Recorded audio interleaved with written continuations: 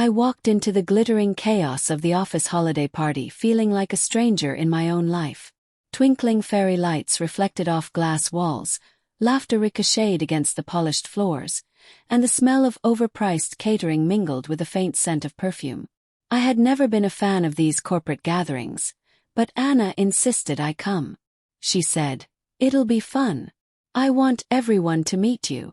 Her smile had been so convincing that I didn't have the heart to say no. But as I stepped in, an unsettling knot twisted in my stomach. Something about the way she waved at me from across the room felt different, distant, almost calculated. I made my way toward her, heart beating a little too fast. She was leaning against the bar, laughing at something one of her coworkers had said. Her hair cascading perfectly over one shoulder. She looked stunning as always, but something in her eyes flickered, something I didn't recognize. "Hey, honey," she called, her voice carrying easily over the chatter. "I saved you a drink." I smiled, tried to relax, and accepted the glass. "Thanks," I said. "You look nice." Her smile tightened, as if she had been caught doing something she shouldn't have. She brushed past me, weaving through the crowd, and I followed. I wanted to shake off the unease, but it lingered. I tried to tell myself I was imagining it. That's when I noticed him. Brandon, Anna's coworker. Handsome, confident, and too close to her for my comfort. He was leaning against the wall, a glass in his hand, smirking in a way that made my skin crawl. And then, the moment I'll never forget. He looked at me, and that smirk didn't falter. Instead, it twisted into something darker, challenging. "Hey there," he said, nodding in my direction. "You must be Anna's husband. I've heard a lot about you." His tone was friendly, but his eyes held a spark that I didn't like. Something territorial, something predatory. I forced a polite smile. "All good, I hope." He laughed, a low, unnerving sound. "Oh yeah, all good. But it's so rare for her to bring someone to these things. I didn't think you'd show." I felt a flicker of warning in my chest but dismissed it. Maybe I was being paranoid. Maybe it was just his way of sizing me up. The night progressed, and the party buzzed around us. I watched Anna laugh at jokes I didn't get, linger a little too long near Brandon, and occasionally glance my way with that half-smile that made my stomach churn. I tried to keep my focus on casual conversation with other coworkers, but every laugh, every touch, every glance she exchanged with Brandon felt like a tiny stab. And then it happened. We were near the bar, and I had excused myself to get another drink. When I returned, I found Anna leaning closer to Brandon than she should have been. Her hand lightly brushing his arm, her eyes sparkling in a way that wasn't meant for me. And then he did it. He leaned in. I froze, my heart pounding in my chest. The world seemed to blur, the crowd fading into a haze of colors and noise. Brandon tried to kiss her, just for a second, as if testing the waters. And that's when everything inside me snapped. I don't remember how I got there so fast, but I was beside them in an instant. I grabbed Brandon by the collar, dragging him back as my voice dropped to a low growl. "You think that's a good idea?" He froze, shock and fear overtaking his confident smirk. I thought. Thought what?" I demanded, my voice rising despite my effort to stay controlled. "That you could do this in front of me. That she'd let you." Anna stepped back, her face pale, her mouth opening as if to say something. But I didn't let her speak. "I warned you once," I said, my grip firm on Brandon's shirt. "And I'm warning you again. Stay the hell away from my wife." The party noise seemed to rush back around me, but I was anchored in a furious clarity. Brandon's bravado evaporated, replaced by a tight, trembling fear. I didn't know," he stammered. I thought you weren't here." "I'm always here," I said, my voice low, dangerous. "And if I ever catch you trying something like that again, you won't just regret it. You'll wish you'd stayed far away from this marriage your whole life." He nodded frantically, backing off, eyes wide and humiliated.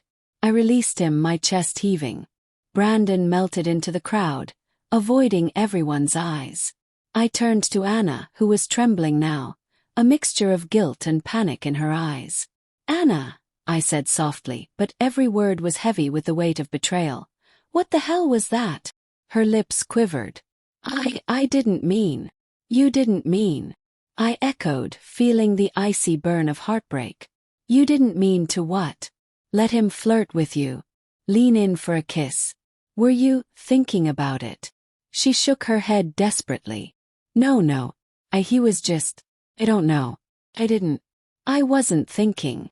But her hesitation, the flicker in her eyes, said more than words ever could. I stepped back, feeling the world tilt. The party around us continued, oblivious to the rupture that had just occurred. I wanted to scream. I wanted to run. I wanted to stay frozen in disbelief. "Anna," I said, voice trembling despite my attempt at calm, "have you been hiding things from me? Things I don't know?" Her silence was deafening. And in that silence, the truth began to settle like a lead weight in my chest. "Yes," she whispered finally, tears glistening in her eyes. "I didn't mean for it to happen. I didn't know how to tell you. Brandon, it was stupid. Never. I swear, it never went further than flirting." I laughed bitterly, a sound I didn't recognize. "Flirting?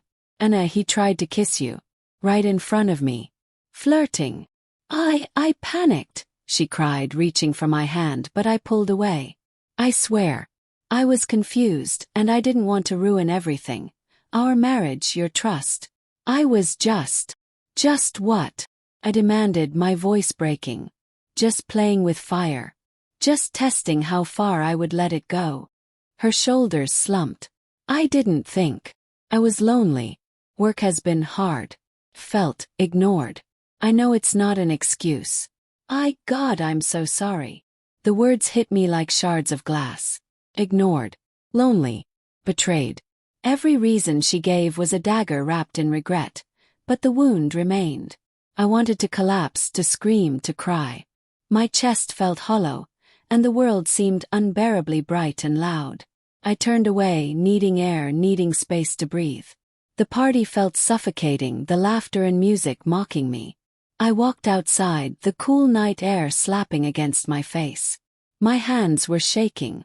I could feel my heart pounding, a chaotic drum of anger, pain, and disbelief. I leaned against the railing, staring into the darkness. Memories of our marriage flashed in my mind. The first date, the late-night talks, the nights we stayed up just to hold each other. Every moment now felt tainted, every memory a question mark. A soft sound behind me made me turn. Anna stood there, coat in hand, tears streaking her cheeks. "Please," she whispered, "don't walk away like this. I need you. I need us." I looked at her, at the woman I loved, the woman who had betrayed me, and I realized that love wasn't enough. Not tonight. Not after seeing her hand so close to his, feeling the potential for something she shouldn't have even considered. "I don't know if I can," I said quietly, my voice raw. "I don't know if I can ever trust you the same way again." She took a tentative step closer. "I'll do whatever it takes. I'll go to counseling. I need time," I interrupted, my voice steadier than I felt. "I need to think. I can't just fix this with words." Her face fell, but she nodded. "I understand," she said, voice breaking. "I'll wait. I'll do whatever you need." I walked away, leaving the party behind, leaving her standing in the glow of the office lights. The cold night air filled my lungs, a bitter reminder of the distance that now existed between us. Every step I took felt heavy, weighted by the knowledge that things had changed forever. Over the next few days, the silence between us was deafening. I avoided conversations, avoided eye contact, avoided the easy familiarity we once shared. She tried, reaching out, apologizing, explaining, but each word was a reminder of the fracture in our trust.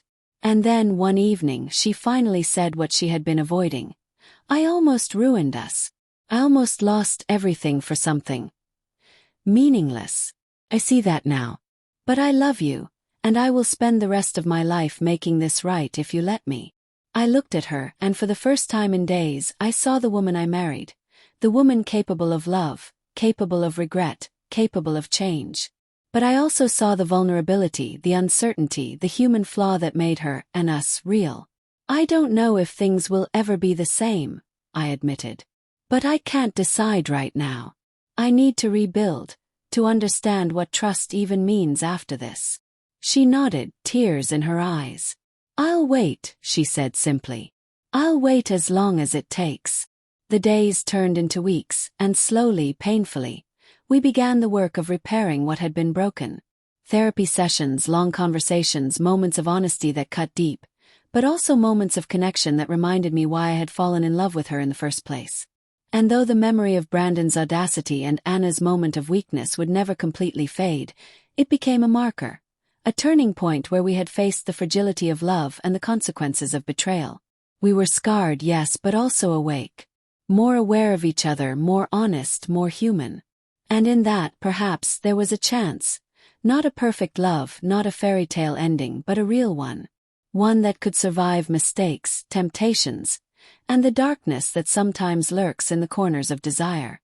I don't know if everyone who faces betrayal comes out stronger. But I know that night, under the glittering lights of that office party, I saw the fragility of our hearts, and also their capacity to forgive, to endure, and maybe to love again. Because love isn't always safe. Sometimes it's messy, painful, terrifying.